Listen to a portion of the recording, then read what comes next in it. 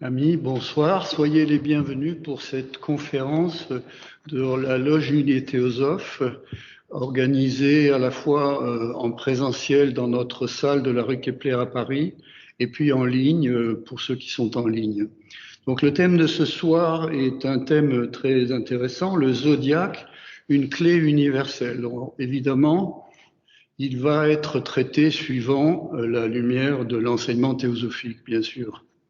Et il y a énormément de choses dans cet enseignement, on verra.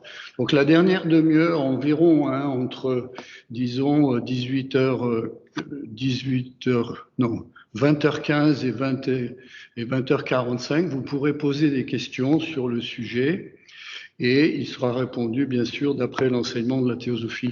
Alors préparez vos questions, si vous voulez. Essayez de les faire concises, de manière à ce que ça soit plus facile pour la personne qui répond, et puis pour laisser la place à beaucoup plus de questions et la participation du plus grand nombre.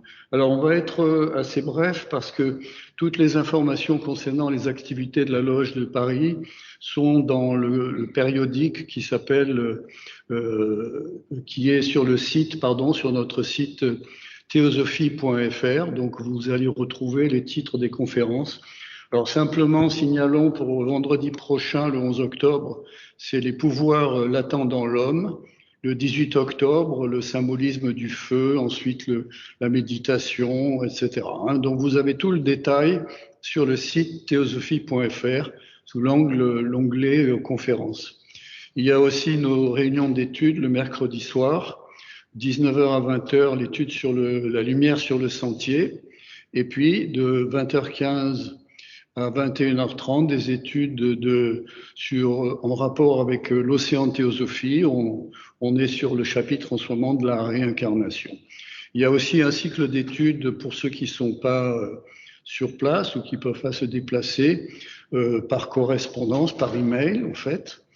Et puis, il y a une fois par mois le premier samedi, et puis une deuxième fois le troisième samedi, après-midi, de 14h30 à 15h45, une étude en ligne seulement de la doctrine secrète de Madame Blavatsky.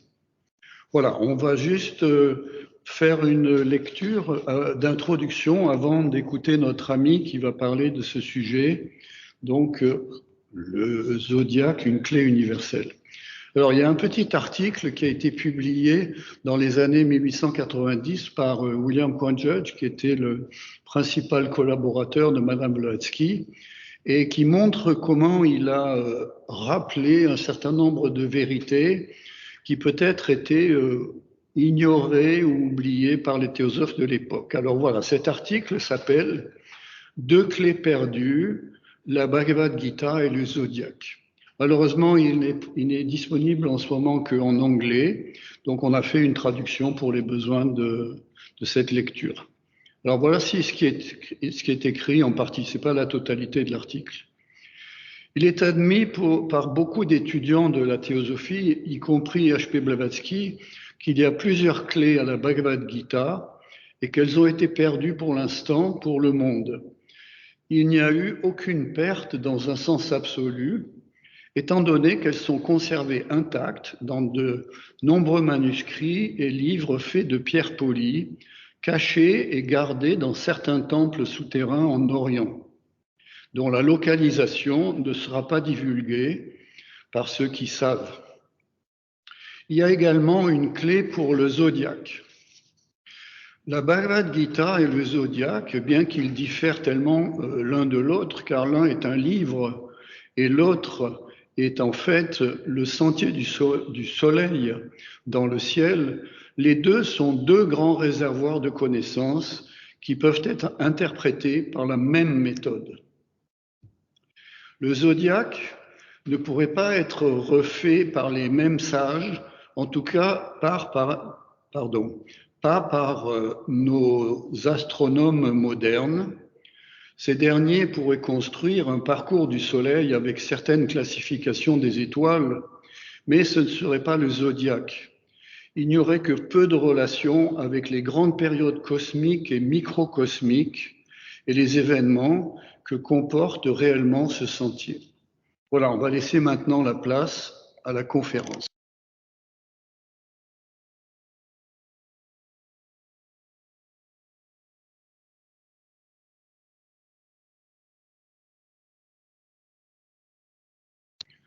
Alain, on t'écoute, hein.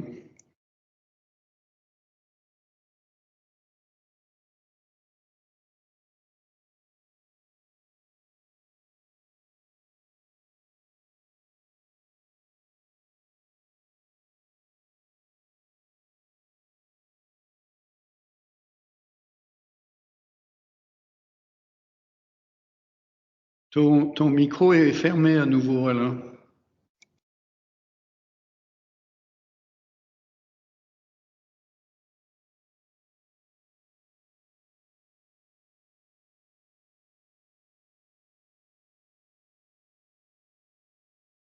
Est-il ouvert là? On entend?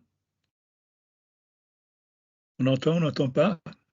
Voilà, il faut recommencer depuis le début. On entend là maintenant, hein. OK? Maintenant on Vas-y. entend, mais je ne vais pas commencer parce que je voyais bien qu'on n'entendait pas. D'accord. Voilà, on t'écoute.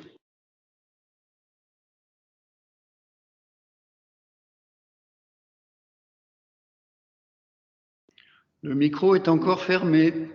Et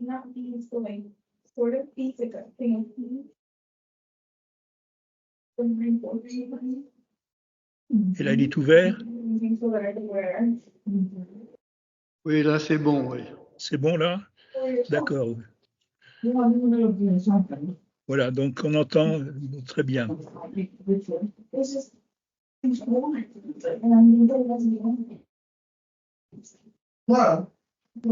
Voilà, donc voilà, on entend quelqu'un parler, mais je ne sais pas, bon, c'est fini. Donc le zodiaque et la théosophie, le zodiaque, on en parle beaucoup dans la doctrine Socrate, effectivement, c'est écrit par Madame Blavatsky.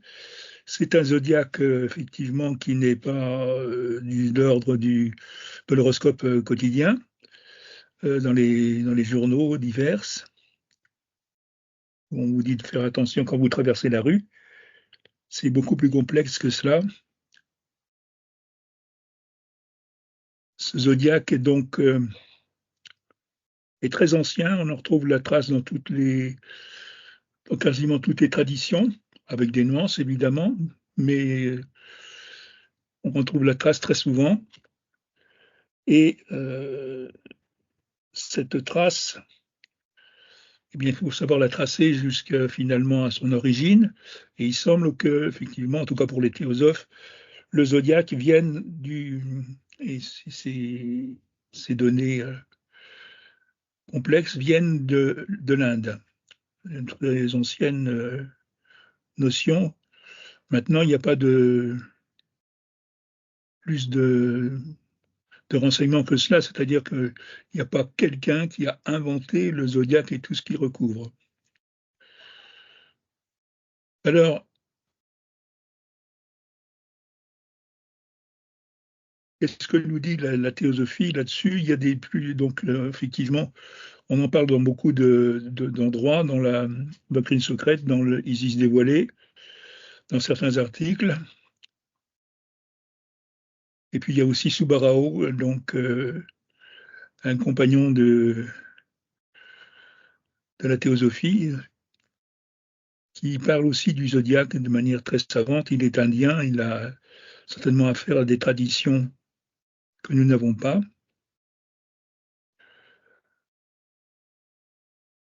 Alors donc, on nous parle d'une clé. En fait, évidemment, il y a des clés qui ne sont pas connues et qui ne sont pas publiables pour le moment. Ce sont donc des notions qui sont données uniquement à l'initiation. Alors, on croit souvent qu'effectivement, le zodiaque c'est lié donc aux constellations. C'est vrai, mais pas forcément à la forme des constellations.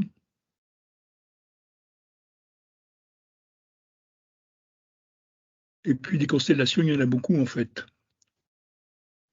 Il y en a beaucoup des constellations. Il y en a peut-être plus maintenant avec le nouveau télescope Webb.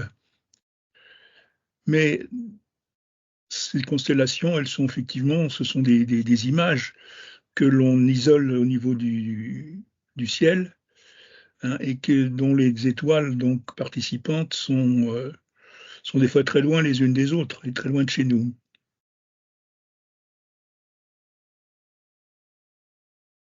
Donc un rapport a été établi entre la disposition de ces étoiles et des signes, et puis il y a la disposition aussi de ces signes par rapport à la précession des équinoxes, qui fait qu'effectivement, ce n'est pas toujours la même constellation qui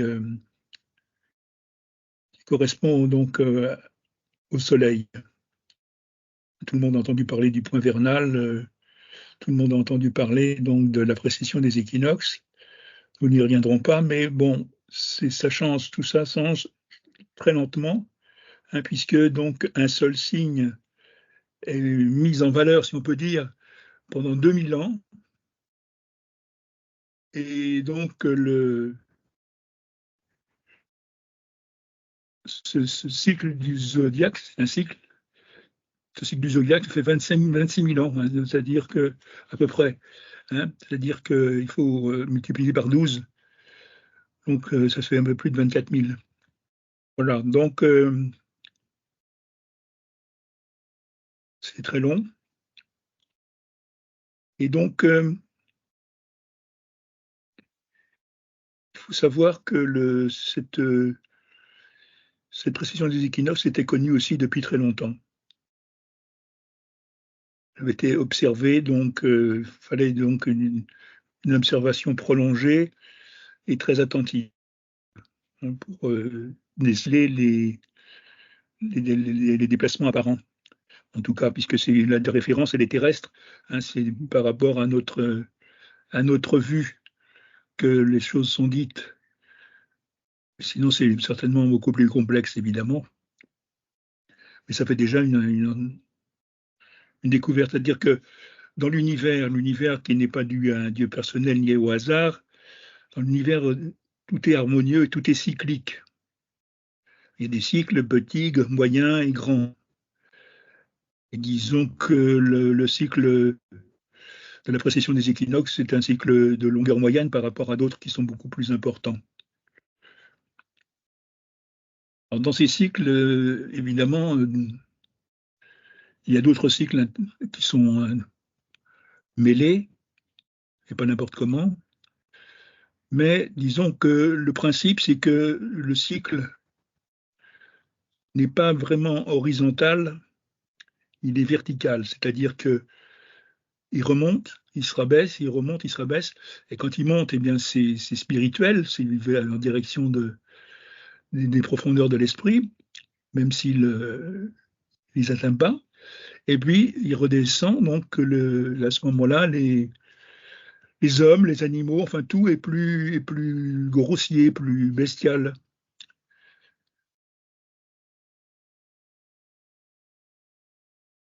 Donc c'est une notion très générale et qu'on retrouve donc aussi donc dans l'Inde ancienne avec d'autres cycles, les yugas, donc les différents cycles qui montrent que effectivement cet aspect cyclique et de très longs cycles était connu depuis l'Inde ancienne, plus ancienne qu'on ne le croit.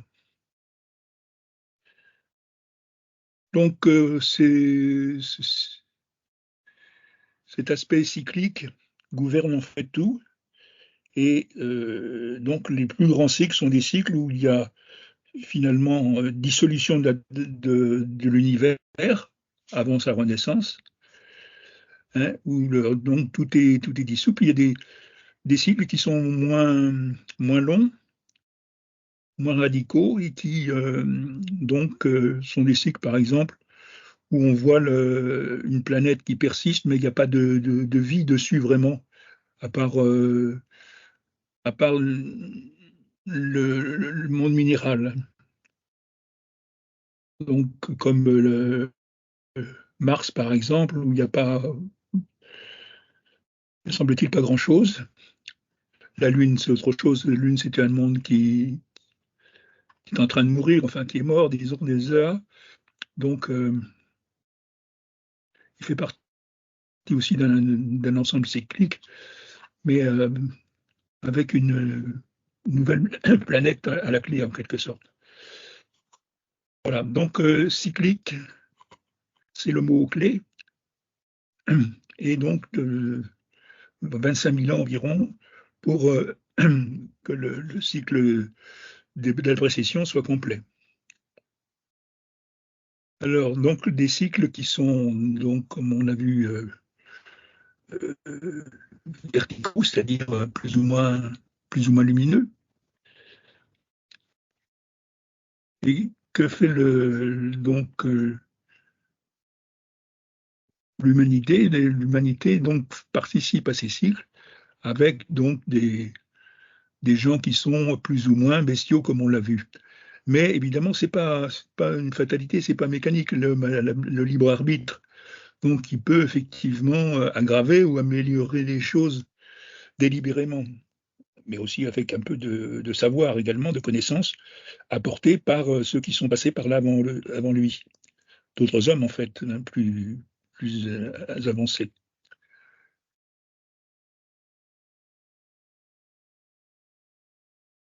Alors, il y a donc ces 12 phases qui ne sont pas des phases donc inventées, mais qui sont des phases observées.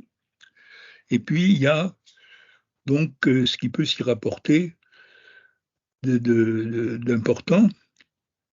Donc, ce cycle qu'on vient de voir, ces cycles qu'on vient de voir, et ce qu'il peut y avoir comme aménagement, en quelque sorte, comme aménagement pour mieux saisir un peu ces cycles. Alors, il y en a un qui est assez important. Il y en a un qui est assez important, qui est le signe de la balance, en fait. La balance, le cycle de la balance n'a pas toujours été public. Il était donc secret, comme on l'a vu, il y a des secrets. Il était secret et il a été rendu public il y a déjà quelque temps, bien sûr, par les Grecs, semble-t-il. Mais il y a donc déjà quelque temps, et c'est un cycle donc comme il est au milieu, hein, il est au milieu, tout en repoussant une autre place le Scorpion et la Vierge. Mais ça c'est pas astronomique, hein, ça c'est donc dans les exposés sur le zodiaque. Eh bien, comme il est au milieu, ce signe, c'est le signe équilibrant en quelque sorte. Hein. On arrive au plus bas. Ça va pas être détruit, ça va pas être l'enfer forcément, mais ça va être donc une phase où on va commencer bien à remonter en fait. Hein. Et tout ça c'est équilibré, c'est harmonieux fondamentalement. Et donc le signe de la balance, le signe de la balance fait en sorte, si on peut dire, hein, c'est une phase du grand cycle, fait en sorte que la chose se passe harmonieusement dans l'équilibre, pas seulement du bien et du mal selon les critères habituels, mais selon tous les opposés, apparemment opposés mais complémentaires, qu'on trouve dans la nature, c'est-à-dire l'eau et le feu, par exemple. Il y avoir une équilibration. Et puis, donc, les choses vont repartir lentement, mais sûrement, donc, vers le haut, hein, vers l'esprit. Alors, cette manière de présenter les choses, évidemment, est valable en fait pour d'autres cycles. Hein. Comme on a vu, hein, ces cycles sont plutôt à voir d'un point de vue donc vertical, donc il y a des moments où c'est plus spirituel que d'autres.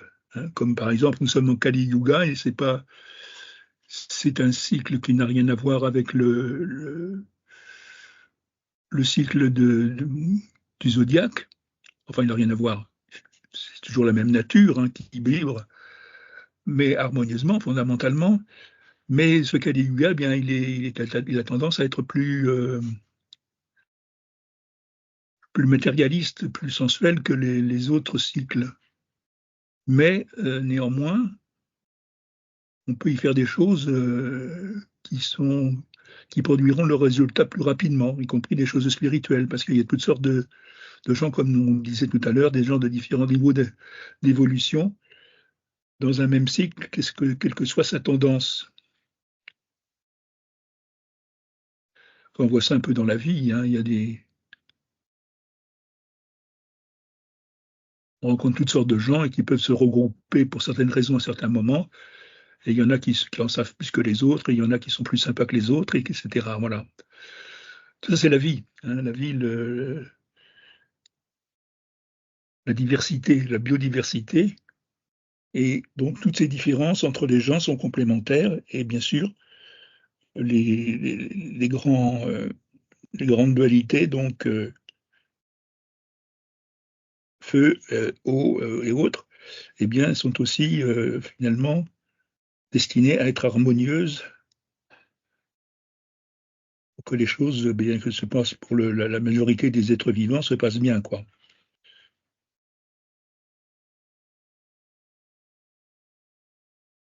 Donc, le cycle du zodiaque s'inclut donc dans cette vision-là d'un univers qui est harmonieux, qui est donc plein de mouvements. Le mouvement, c'est important. Voir la première proposition fondamentale. Mouvement harmonieux, donc, et évolutif, hein, permettant donc aux êtres d'avancer sur leur chemin, en compagnie des autres, plus avancés ou moins avancés. Les différences est encore une fois complémentaires. Donc, ce cycle du zodiaque est inclus dans cette vision des choses, qui est une vision évidemment infinie, grandiose, parce que c'est l'univers entier, univers avec un majuscule, c'est-à-dire infini.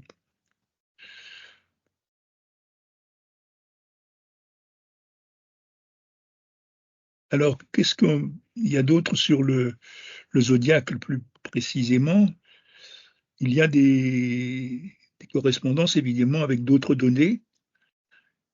Il y a des données, par exemple, sur les patriarches, où en fait les signes du zodiaque correspondent à des patriarches, que ceci ait existé ou n'ait pas existé. Hein, parce que bon, dans le langage symbolique, et on est confronté la plupart du temps au langage symbolique, dans le langage symbolique, eh bien, il y a des personnages, mais qui peuvent symboliser ceci ou cela, et puis il y a des gens qui ont existé et qui peuvent symboliser aussi ceci ou cela. Donc, c'est pas toujours important de savoir, mais disons que les patriarches correspondent donc au signe du zodiaque. Hein. Alors, ça peut avoir son importance. Maintenant, évidemment, il y a deux listes, une première liste, une deuxième liste. Il y en a une qui correspond au bien, l'autre qui correspond au mal. On retrouve la dualité, le désir de dualité, un peu de manichéisme dans cet abord des choses.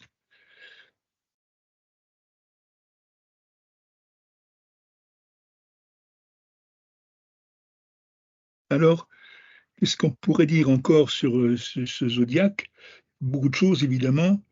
C'est vraiment les documents que nous avons sont, sinon complets, du moins très, très abondants, avec les mises en garde vis-à-vis de certains textes qui ont été modifiés, etc. Donc ça devient très vite un peu touffu, disons, mais c'est des références extrêmement précieuses finalement, hein, pour, euh, pour repartir du bon pied dans le domaine religieux et philosophique.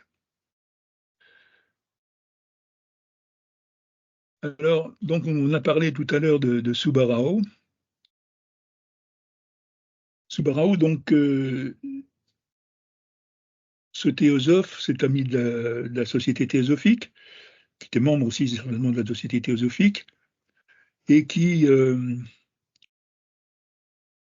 écrit sur certaines choses, qui est mort prématurément, à 34 ans, mais qui avait eu le temps de comprendre et d'écrire beaucoup de choses. Et donc qui a écrit sur les signes du zodiaque. Alors on peut lire peut-être ce qu'il écrit.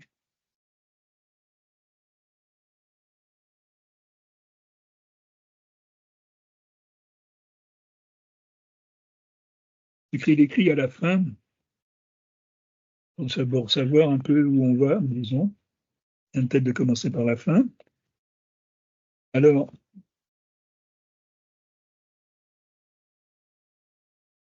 il dit que l'histoire de la création et de ce monde, depuis le début jusqu'à au temps présent, est composée de 7 chapitres.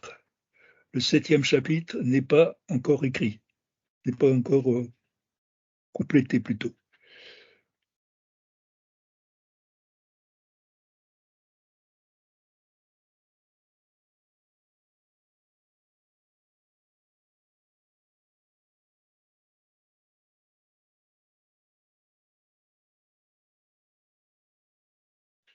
Donc voilà, on va peut-être, oui, regarder, on a encore donc un peu plus d'un quart d'heure. Donc on peut regarder un petit peu donc les noms des signes, hein. Ne sont pas forcément, disons, astronomiques vraiment, ils n'ont pas de but astronomique, mais donc, ils ont le but de qualifier certaines époques ou certains aspects du cycle de développement des êtres et de l'être humain.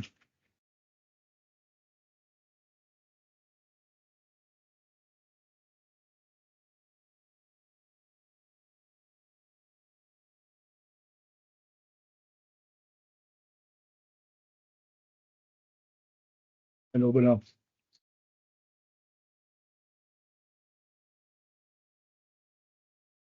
Il y a aussi à la fin là, donc le résumé en quelque sorte des différents aspects des signes.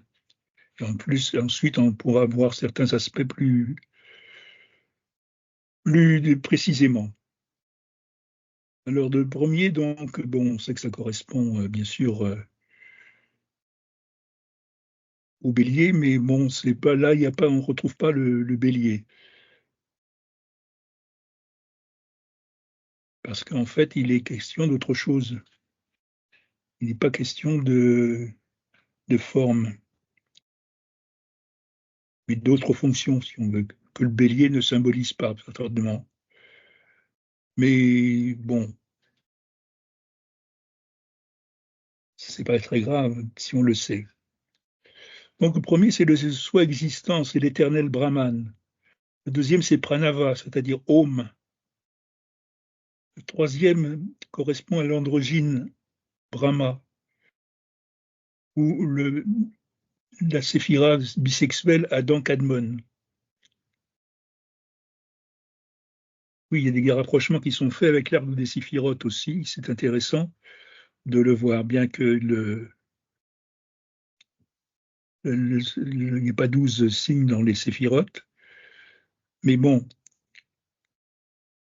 et comme on l'a vu, donc le 7e chapitre n'est pas encore complété.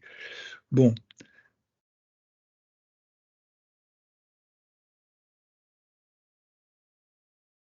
Le 7e, le 7 et le 12 sont, il en est parlé dans la doctrine secrète, et il faut savoir les combiner en fait, hein.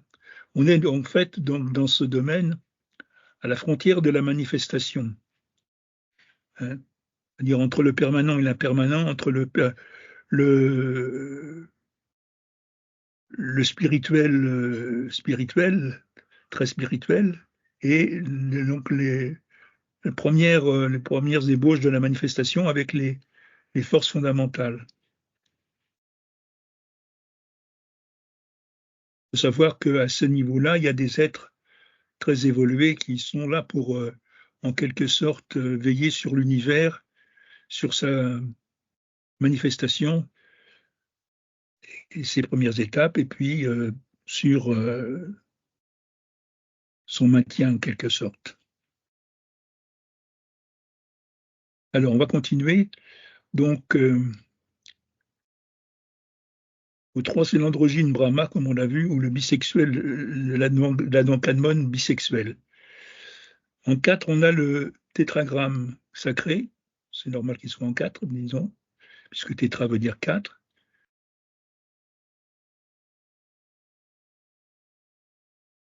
Les 4 matras de Pranava. Alors, rappelons que Pranava, c'est Om.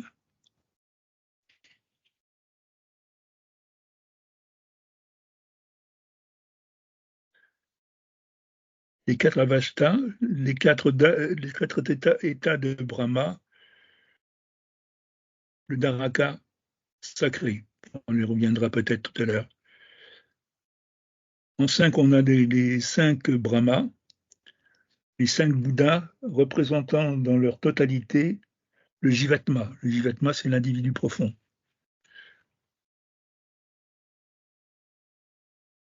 L'individu spirituel. Ensuite, en 6, on a la lumière astrale,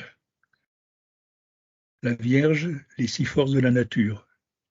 En 7, on a les 36 Tadvam nés de la Vidya, de l'ignorance. Bon, il n'est pas parlé en 7 de la balance telle que nous en avons parlé tout à l'heure. Hein. Donc, il y a d'autres choses. Et donc, ils ne disent pas tout. Et donc, l'univers en pensée, c'est en 8. Swapna Ajvata, le microcosme, vu comme étant d'un point de vue subjectif. Ensuite, en 9, on a les 9. Donc, ça correspond finalement. Hein, ils sont comptés de la même manière, puisqu'il y a les 9 Prajapati, les assistants du démiurge, c'est-à-dire du constructeur, enfin, des constructeurs. En 10, la forme de l'univers matériel dans la pensée du démiurge, c'est-à-dire des constructeurs. Le dodécaédron, c'est-à-dire forme à base 12. Mais il est question par ailleurs d'autres formes. Ensuite, en 11, on a les 14, là, c'est les chiffres ne correspondent pas, les 14 lokas, c'est-à-dire les lieux, des lieux plutôt non matériels, pas de la même matière que la nôtre, pas du même état de matière. En 12, on a les 5 éléments. Bon, 5 éléments, c'est-à-dire donc l'air, le feu, l'eau, la terre et l'éther.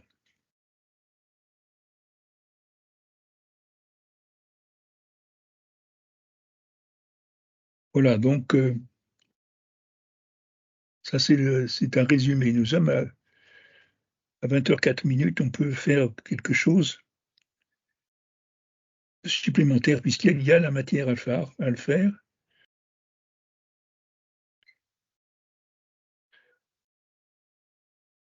Il y a une constellation qui était Makara, qui ne fut jamais appelée crocodile par les anciens astronomes occidentaux, qui est décrit comme une chèvre et appelée, c'est ainsi, Capricorne. Hein. Ça, c'est donc c'est plutôt occidental.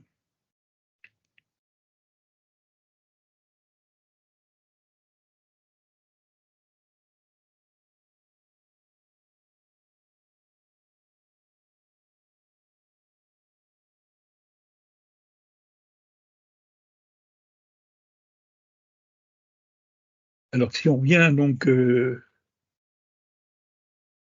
une substance plus complète.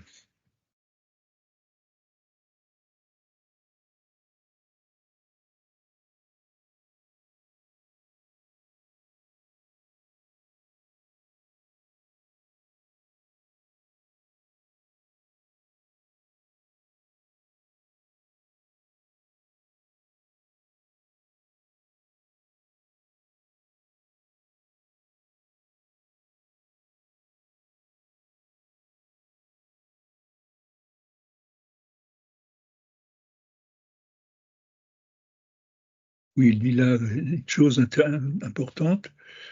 Si alors les constellations n'ont rien à faire avec l'origine du nom par lequel les divisions du zodiaque sont indiquées, nous avons à chercher pour une autre source qui peut avoir donné ces appellations, devoir donner naissance à ces appellations.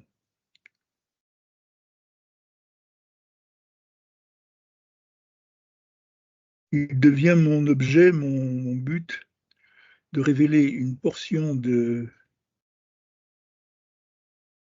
mystère connecté avec ces signes du zodiaque, et aussi de dévoiler une portion de la sublime conception des anciens hindous, de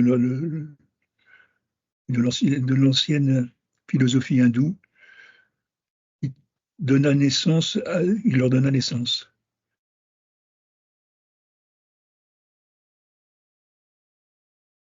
Le signe du zodiaque a plus d'un sens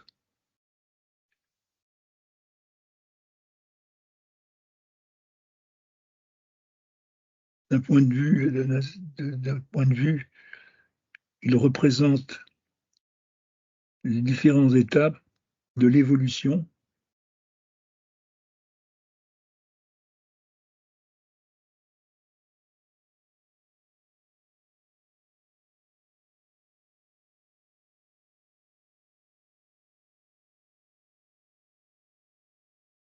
Voilà, donc ça représente effectivement donc des éléments en rapport avec l'évolution telle qu'elle est conçue et donc vue et comprise par les occultistes.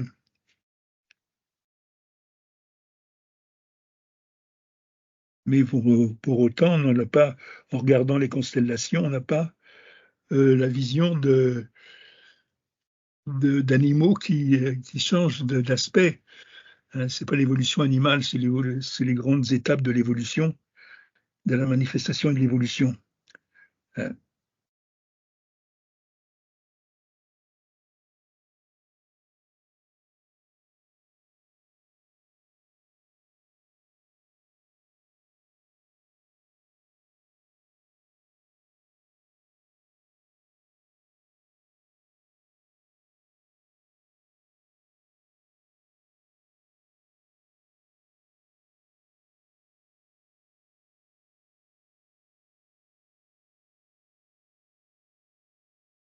Ce texte de Subarao, il est dans les écrits de Subarao, il est aussi dans les 5 ans de théosophie, 5 Years of Philosophy.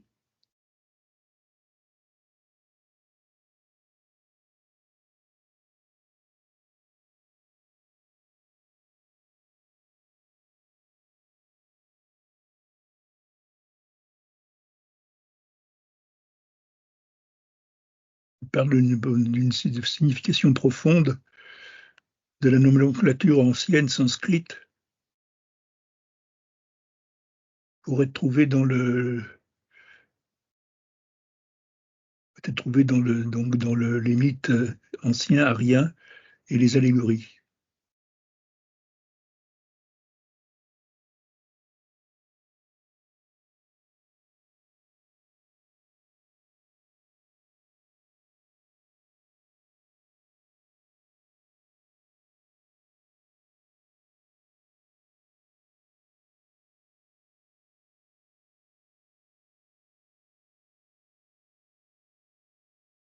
Alors, si on reprend donc le récit détaillé au début, donc il y a Mesha, l'un des synonymes de ce mot est Aja. Maintenant, Aja littéralement signifie ce qui n'a pas de naissance et est appliqué au Brahma éternel dans certaines portions des Upanishads. Ainsi, le premier signe a l'intention de représenter Parabrahma, le self existant, le soi existant, éternel, soi suffisant, la cause de tout. Voilà, donc on est loin du bélier quand même dans une application simpliste. Mais dans la mesure où ça renvoie au début de quelque chose, hein, ça pourrait signifier le premier logos, par exemple. Mais bon, si on fait le rapprochement avec le bélier.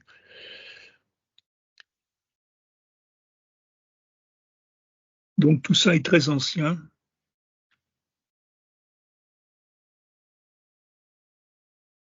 Et très savant, très occulte. Tout n'est pas dit. Mais effectivement, on s'aperçoit que peut y avoir des clés intéressantes derrière tout ça si on y réfléchit.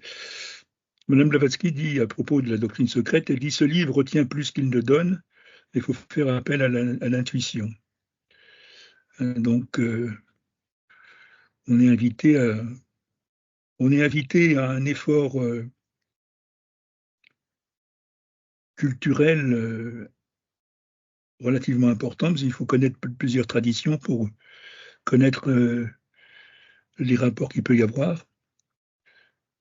Mais il y a aussi des grandes idées à connaître, et puis il y a, disons, des choses qui peuvent être situées dans le contexte théosophique et mieux comprises. Enfin, donc, il est dit aussi que nous sommes dans l'ère du Verseau. Tout le monde le sait, ça aussi. Il n'y a pas que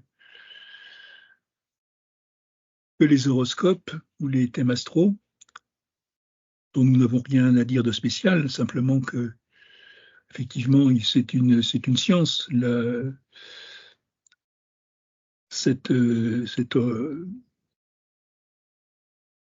aspect des choses est une science avec des calculs et tout cela, ça on le sait.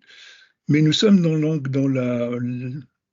l'ère du Verseau, et ça a son importance puisque il est dit que Madame Blavatsky est venue à l'entrecroisement de 3 cycles.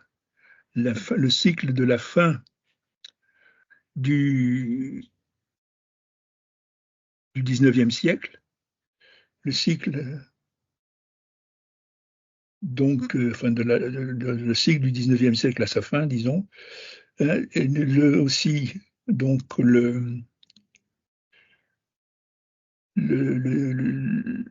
la fin des premières 5000 ans du Kali Yuga dont nous avons parlé tout à l'heure, et puis le cycle donc du Verseau, d'entrer dans le cycle du Verseau. Voilà, donc 3 cycles qui sont ensemble et dans lesquels Madame Blavatsky s'insère en quelque sorte comme l'instructrice qui rappelle, parce que c'est des rappels, qui rappellent des vieilles doctrines, mais en les traduisant dans un langage qui nous est plus accessible qu'il ne l'était il y a quelques siècles. Voilà, donc maintenant il nous faut arrêter. Notre ami va répondre aux questions. Voilà, n'hésitez pas à en poser. Voilà, et puis donc, et rappelons que bon, il y a énormément de références à l'astrologie dans les cycles, dans les livres théosophiques. Merci. Donc, on va passer maintenant au temps qui nous reste là dans la dernière demi-heure, jusqu'à 9h moins le quart, sur les questions sur ce sujet qui est un sujet assez vaste et puis qui a des côtés un peu difficiles, un peu complexes, mais peut-être ça serait l'occasion de voir un peu quelles pourraient être des applications pratiques à notre niveau. Alors, quelle sera la première question?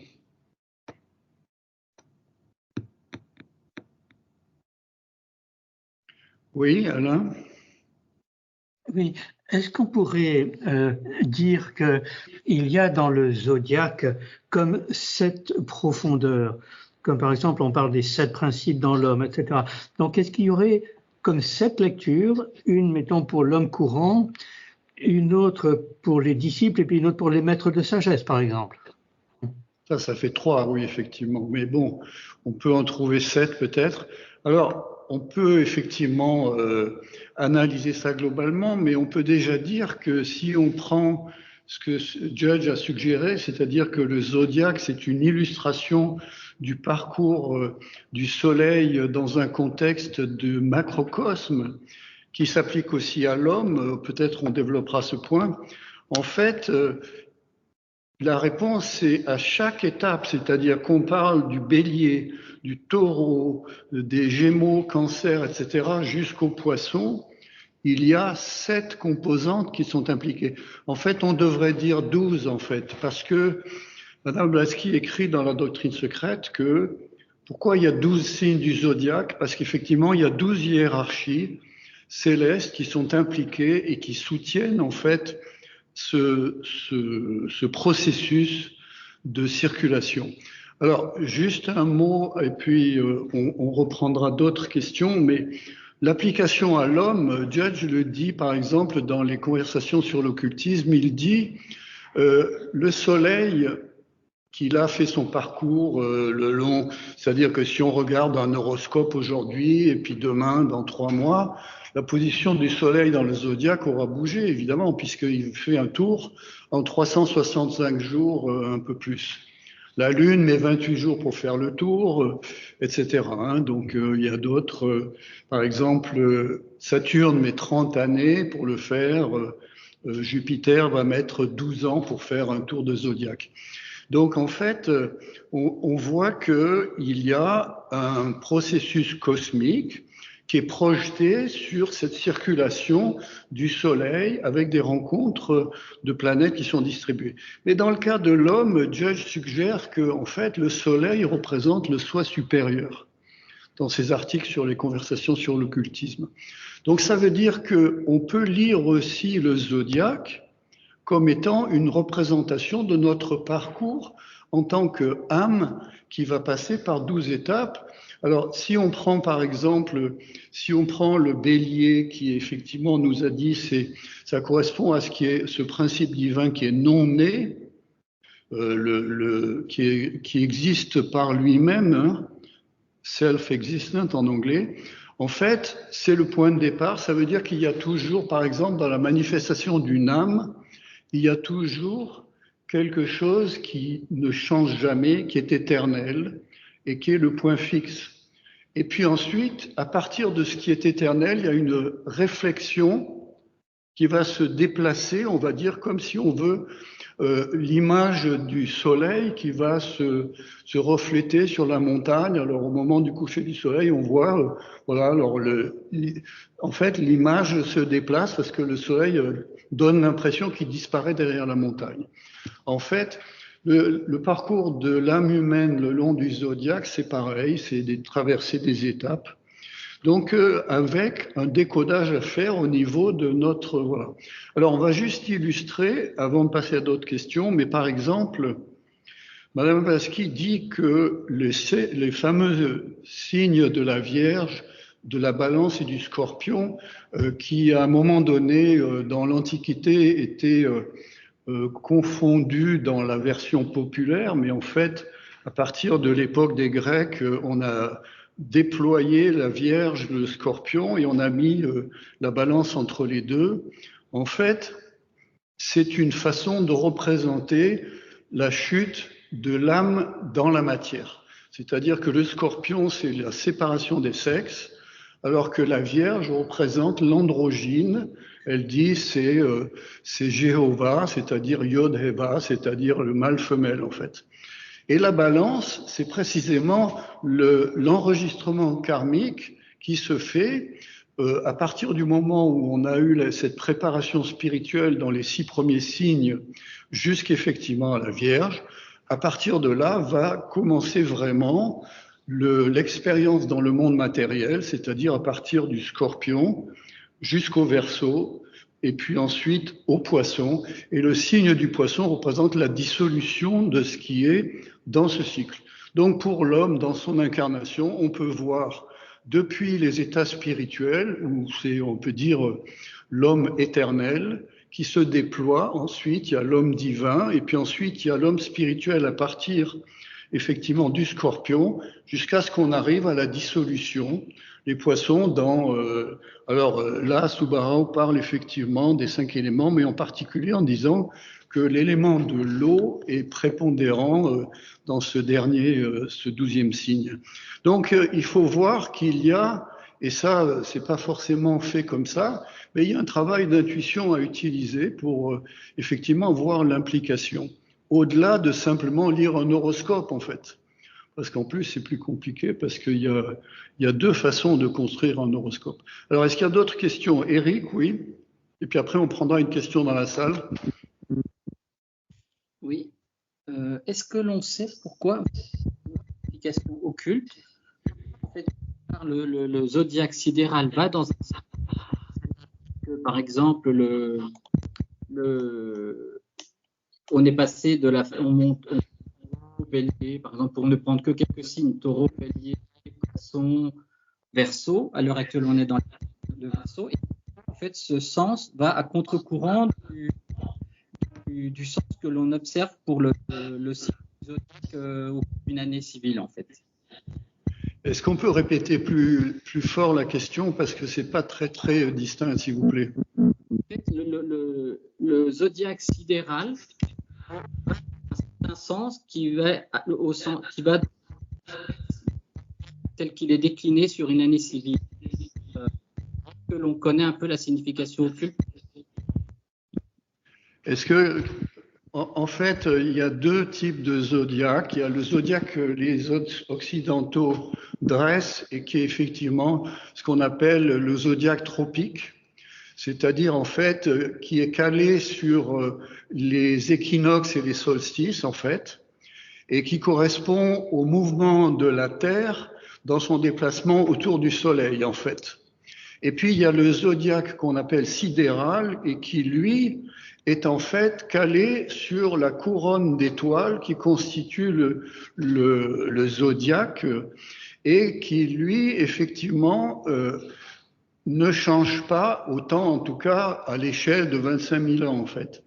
Et ce qui se passe, la différence, c'est que si vous prenez, c'est d'une certaine manière assez facile à comprendre, parce que si vous regardez au 1er mars par exemple, au 21 mars, qui est on va dire le jour du printemps officiel en Occident, bon, enfin ça varie à plus ou moins un jour, mais astronomiquement c'est à peu près ça.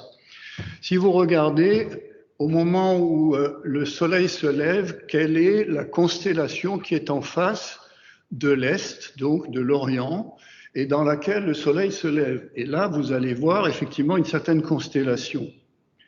Ça, c'est dans le zodiaque tropique, c'est-à-dire que si vous faites la même observation 72 ans après, vous allez voir que dans le zodiaque, la position du soleil a fait un pas en arrière, c'est-à-dire c'est ce qu'on appelle la précession, qui correspond effectivement à 1 degré sur les 360 degrés du zodiaque. Si on continue comme ça pendant 25 858 ans, dit la théosophie, on va avoir coïncidence entre le zodiaque tropique et le zodiaque sidéral.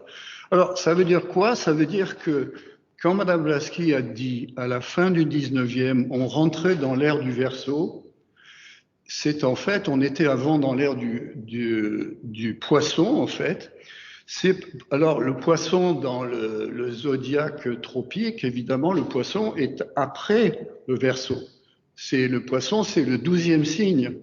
Le Verseau est le 11e. Mais quand on regarde ce phénomène de précession, c'est-à-dire de marche en arrière, on voit que effectivement les constellations qui sont effectivement celles que les sages ont définies, qui ne sont pas ce que l'on voit, qu'on imagine qu'il y a la forme d'un lion ou d'une vierge, etc. Ça, c'est des projections qui ne représentent rien.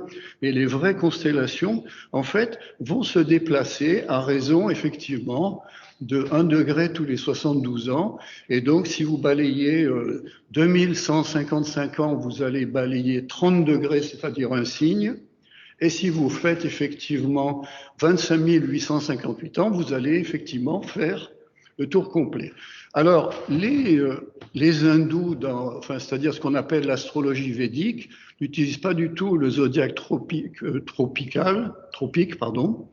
mais ils utilisent le zodiaque qui est calé sur les constellations, c'est-à-dire en fait ce que l'on voit dans le ciel à tout moment, au moment où le soleil se lève, et ça ne bouge pas en fait.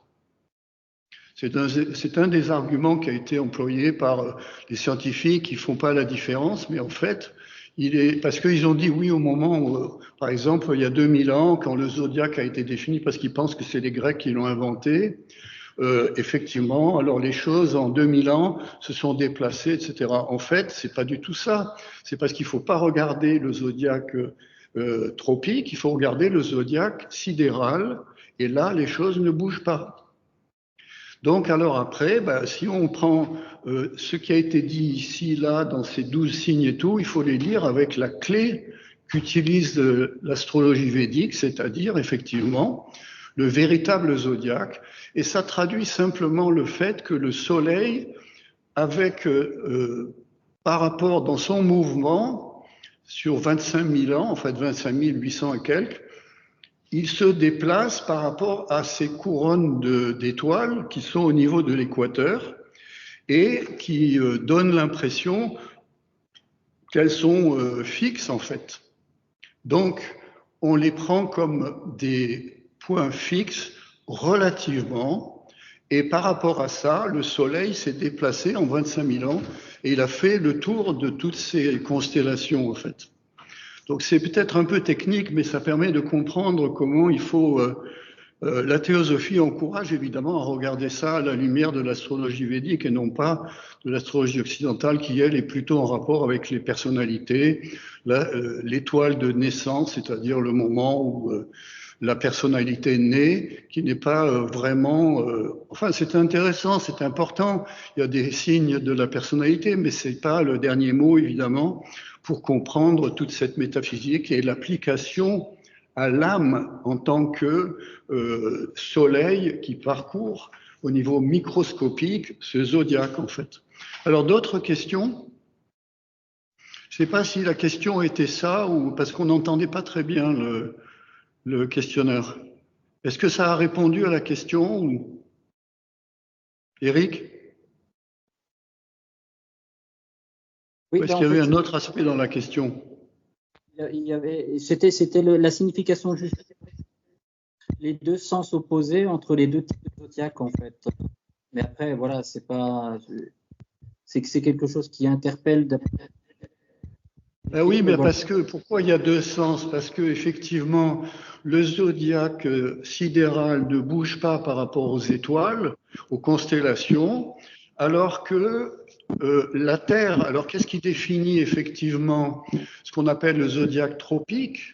C'est à quel moment, en face de quelle constellation se trouve le Soleil quand on les voit de la Terre au moment du printemps défini par les points cardinaux, c'est-à-dire l'équinoxe de printemps. Et ça bouge en fait, l'équinoxe de printemps. Dans le zodiaque tropique, il va bouger effectivement, en 2155 ans, il va bouger, effectivement. Donc, si on regarde le premier dans le calendrier qu'on se projette dans le passé ou dans le futur, si on prend le 21 mars du calendrier grégorien dans 2155 ans, eh ben, on sera plus effectivement en face de la même constellation, mais on aura ripé de 30 degrés, c'est-à-dire d'un signe en fait. Donc c'est pas du tout le zodiaque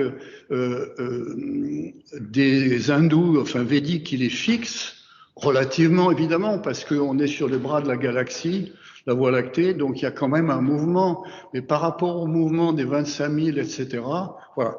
Maintenant, les sages ont attiré notre attention, et ça c'est ce que dit la doctrine secrète, sur la signification de ces 25 858 ans. En fait, ça sert aux sages à avoir des repères sur l'évolution collective de l'humanité. Et effectivement, ça correspond à ce qu'elle dit dans la doctrine secrète, dans le 2e volume, à une phase qu'on appelle une race famille, en fait. Donc, les sages utilisent cette connaissance pour leur travail d'aide de l'humanité, en fait.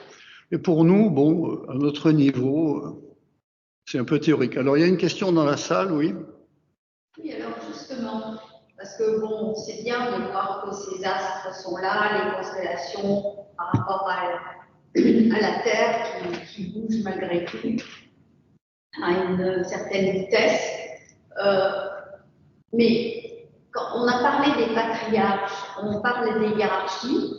Donc, est-ce que ça veut dire que l'humanité, ou la Terre au sens global, est exposée à un certain type d'influence et que par rapport à son propre karma en tant qu'humanité et chacun, chaque âme, il y a une espèce d'influence qui est exercée. Ou comment on peut utiliser ces choses-là, oui. Parce qu'il y a quand même des significations très occultes qui ont été données. Oui, tout à fait. En fait, d'abord, on va rappeler le dicton, c'est qu'en astrologie, les astres inclinent, mais ils ne déterminent pas. C'est-à-dire qu'il y a des influences qui s'exercent. Par exemple, dans la littérature théosophique, on trouve l'idée que la planète Jupiter, Jupiter, ça veut dire, c'est le mot qui est utilisé, c'est guru, c'est-à-dire c'est lourd en fait. Ça veut dire c'est une influence qui est très forte et massive en fait.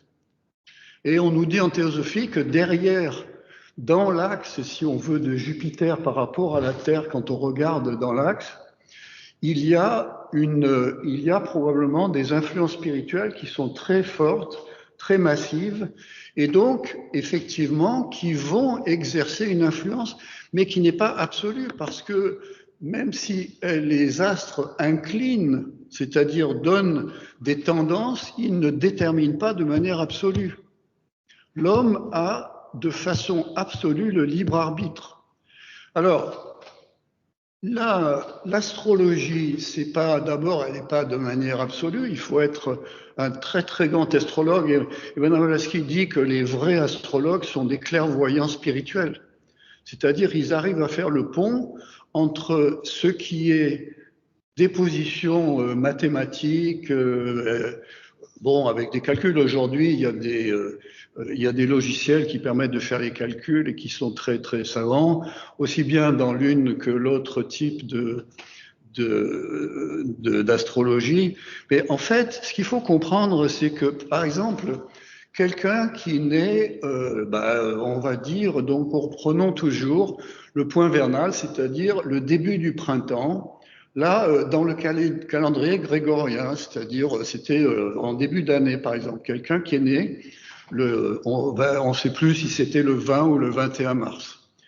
En fait, ça veut dire que quand l'âme se rattache, s'associe au moment de la naissance, quand elle fait son premier cri et qu'elle respire, en fait, il y a la respiration, c'est le souffle vital, et ça veut dire qu'il y a un lien qui va se marquer et qui va marquer toute la vie de cet individu à travers ce corps. Et ça, c'est en fait, alors l'astrologie va permettre de le quantifier, de dire il y a Mercure en trigone de ci, etc. Ça, c'est du jargon. Ce qu'il faut savoir, c'est que par exemple, il y a des positions qui permettent de comprendre l'influence prédominante d'une planète, etc. Voilà, qui va influer sur le caractère de l'âme pendant toute sa vie, en fait. Et puis, c'est d'un complexe, c'est-à-dire qu'il y a des combinaisons, puisqu'il y a 12 signes du zodiaque. Donc, alors évidemment, quelqu'un qui va naître le 21 mars, alors ça correspond à un certain endroit. Donc, le 21 mars, ça va être au début du zodiaque. Bon, très bien. Et puis, mais pas seulement ça, il y a aussi les autres, ce qu'on appelle les planètes, c'est-à-dire en fait, il y a ces 9 planètes sacrées. Le Soleil et la Terre, dit Blavatsky, sont des substituts. Et puis, il y a aussi pour les hindous les 2 nœuds lunaires qui sont comptés aussi comme ayant des influences, en fait. Donc, on se retrouve avec 9 intervenants, en plus du point de naissance sur le zodiaque. Donc, on voit qu'il y a un nombre de combinaisons, parce que, en fait, entre Jupiter et Mars, à un moment donné, chacun suit son rythme. Alors, le Mars fait son tour en 3 ans, sauf erreur. Jupiter, c'est 12 ans, par exemple. Donc, on voit bien, alors chacun a son rythme de déplacement. Donc, en fait, il y a des combinaisons à l'infini. Et pour arriver à faire la synthèse, il faut effectivement avoir... voilà. Mais quelle est l'importance à comprendre? C'est que, encore une fois, les astres nous donnent des opportunités. Et si on est tel jour, à tel moment, à tel endroit, tel lieu, c'est qu'en fait, on a des liens karmiques. On est dans une civilisation avec des parents qui ont une certaine hérédité physique, psychique. On a une hérédité spirituelle parce qu'on est une âme. Alors, on a une étincelle éternelle, on est un ego divin qui va de vie en vie, etc. Donc, tout ça nous crée des hérédités à différents niveaux. Donc, le zodiaque, c'est une façon astucieuse que les sages ont inventée, astucieuse pour 2 raisons. Donc, de faire une photographie au moment de la naissance, mais pas seulement ça, par l'évolution, par exemple, de la Lune, on peut voir les cycles, les possibilités d'évolution. Et puis, il faut comprendre, et ça a été mentionné dans l'exposé, que les sages, en fait, avaient une connaissance, et quand ils ont dessiné les amas constellaires, par exemple, qu'on appelle le Verseau, par exemple, ils ignorent complètement ce que les scientifiques nomment le Serpentaire. Pourtant, ou la constellation du Chien, en fait, elle ne fait pas partie des 12 signes du zodiaque. Pourquoi? La réponse est les sages considèrent que par rapport à l'évolution de l'humanité collective, ça n'a pas d'intérêt. On ne parle pas non plus en astrologie védique de Uranus, de Neptune et de Pluton. Effectivement, donc ça veut dire que ce sont... Est-ce que c'est parce qu'ils ne sont pas partis? Parce qu'ils ne font pas partie des 7 planètes sacrées. Et il y a 7 planètes sacrées plus les 2 nœuds lunaires, en fait. Et les 2 nœuds lunaires se positionnent aussi sur le zodiaque, évidemment. Donc voilà, c'est compliqué, mais en même temps, c'est un faisceau d'influence et qui nous incline, qui nous donne les opportunités, et en même temps qui nous donne un karma à régler aussi, en fait. Tout ça se conjugue au niveau de la personnalité, au niveau de l'âme spirituelle. Donc, par exemple, quand on prend des grands maîtres de sagesse, on a donné symboliquement la naissance de Jésus ou de Mitra le 25 décembre. En fait, 25 décembre, c'est proche du solstice d'hiver, parce que c'est le point le plus bas, effectivement, on va dire, dans l'hémisphère nord, où là, la période où la lumière du jour est la plus raccourcie. Et puis, comme par hasard, jusqu'à l'été, à la Saint-Jean, il y a les jours qui augmentent, en fait. Donc ça, c'est le symbolisme, mais qui, en fait, n'est pas simplement qu'un symbolisme de cocotte en papier. C'est effectivement, ça traduit des influences spirituelles qui sont là et que les sages utilisent. Alors, Madame Blavatsky dit, de Noël à Pâques, c'est un moment favorable pour, par exemple, les vœux et pour prendre des résolutions. Si on traduit ça sur les plans intérieurs, ça veut dire qu'effectivement, ces énergies qui sont des élémentaux, qui sont des forces qui sont au-delà des élémentaux, qui sont ces dieux, en fait, ces grands devas, en fait, ces hiérarchies spirituelles, envoient des influences. Quand on parle dans l'hindouisme de la grâce, la grâce, c'est effectivement les résultats karmiques de quelqu'un qui a semé des causes spirituelles et qui va faire en sorte qu'il se place sous cette rosée céleste. Alors c'est l'histoire de la Gayatri, par exemple. Donc on voit qu'il y a là différentes expressions des interactions entre les dieux, les élémentaux ou les monades, ce que Mme Blavatsky appelle dans la doctrine secrète les monades, et puis les atomes qui constituent aussi nos véhicules, en fait. Oui? Est-ce qu'on peut parler de l'influence du Soleil? En ce moment, il paraît qu'il est en activité. Oui, tout à fait. Ça sera le maximum des tâches solaires sera l'année prochaine, en 2025, mais il y a déjà des activités qui ont commencé. Alors, le sujet du Soleil, fait l'objet d'une conférence entière, mais ce que dit la théosophie dans la doctrine secrète et puis à d'autres endroits, dans aussi les conversations sur l'occultisme, ces articles très très intéressants écrits par Judge, en fait, le Soleil est à comparer alors on a dit à l'âme spirituelle, c'est-à-dire Atma en fait. Le principe le plus élevé dans l'homme, qui va, on va dire, c'est Jivatma dans la classification de Subbara, c'est-à-dire en fait, c'est ce qui nous relie à l'âme suprême en fait.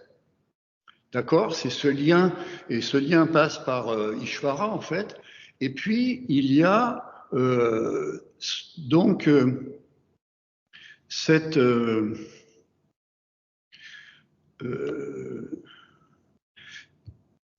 pardon, c'était quoi la question? C'était sur les tâches solaires. Alors, le Soleil, donc, il y a un aspect qui est comparé effectivement à l'aspect spirituel, Atma le plus élevé, mais on dit aussi que c'est un cœur, en fait, comme notre cœur dans notre poitrine, qui bat effectivement, et il est dit qu'il y a un cycle de 10 ans. C'est-à-dire que le Soleil envoie de l'énergie, alors elle est invisible évidemment, mais à travers son système solaire à lui en fait, c'est-à-dire encore une fois les 7 planètes, avec la Lune qui est prisonnière de la Terre, hein, qui orbite autour de la Terre dans une ellipse, tout ça effectivement est pris dans le système solaire par l'attraction magnétique qu'exerce le Soleil sur ces planètes. Et effectivement, il envoie périodiquement cette énergie et qui revient ensuite. Alors c'est comme dans le cœur humain en fait. Il y a la systole et puis il y a la diastole. Alors c'est-à-dire qu'elle passe par ce cycle de nettoyage et donc toutes les énergies qui ont besoin d'être purifiées, elles passent. Alors dans les poumons, les deux parties ne se rencontrent jamais, mais il y a une partie qui est le sang neuf. Enfin, dans le cœur, c'est pareil. Hein. Il y a des systèmes qui font que le sang ne circule que dans un sens, en fait.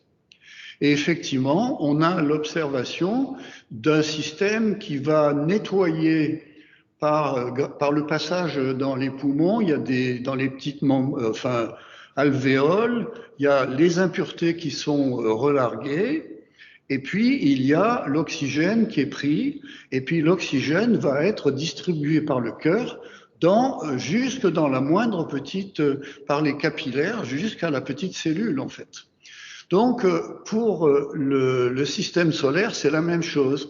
Ce cycle d'envoi fait 10 ans et il y a un cycle de la 11e année qui est, elle dit Blavatsky dans la doctrine secrète, c'est le recyclage ou le nettoyage ou la purification.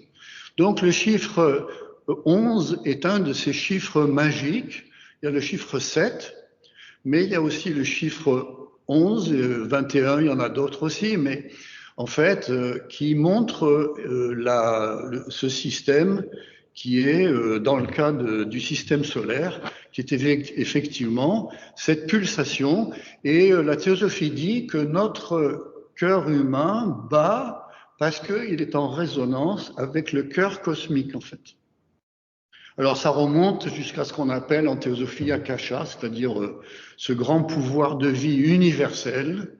Et l'homme est en résonance comme un poste de radio qui capte les grandes pulsations de systole et de diastole. Et c'est représenté par le caducée aussi, dont on a parlé la semaine dernière, en fait. Alors, il faut s'arrêter maintenant, amis. On n'a plus le temps pour des questions, mais bon, on vous invite à revenir. Donc, la semaine prochaine, on l'a annoncé, c'est les pouvoirs latents dans l'homme. Voilà, merci et bonne soirée à tous.